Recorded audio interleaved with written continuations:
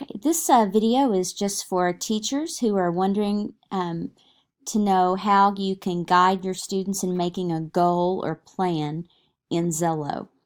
The first thing you're going to want to notice is that we talked about how students really need to do the matchmaker first before they can move forward.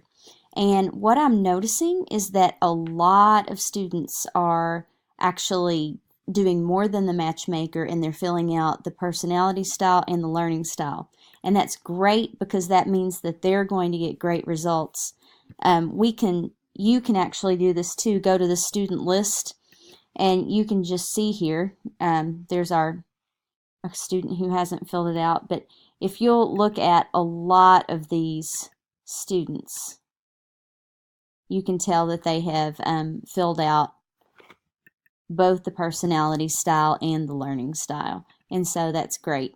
The more they do fill out, the better their matchmaker results are. But today I wanted to show you about how to help your student make that goal and plan. How your student is going to make that goal and plan, it's going to depend on what they have saved.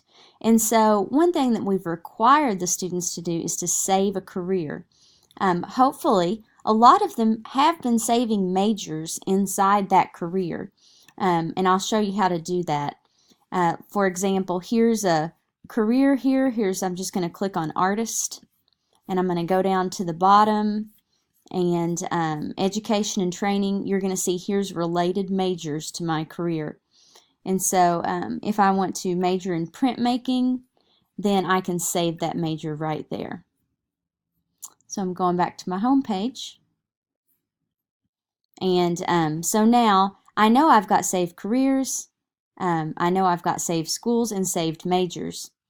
Like I said, careers were the only thing that we were making mandatory at this moment, but please encourage your kids to go ahead and save a career or a school. So here's how you create a plan. You can either have them go up here at the top in goals and plans, or right here and just click my plans, and I'm going to click make a new plan right here, and these are the things that I can add to my plan. I can start with school, I can start with my major or a career. Let's start with a major. So this is going to be called, let's see, I'm just going to put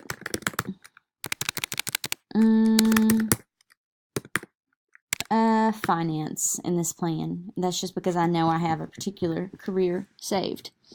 Okay, so I've made my plan finance, and I've started with the major. So I see right here I could put public administration. These are the majors I have saved. So my two options are either to pick public administration right here, or I could have skipped that stage. So where do I want to study? These are the two colleges I have saved, but let's say that I had not saved any colleges, then I'm just going to hit skip on that.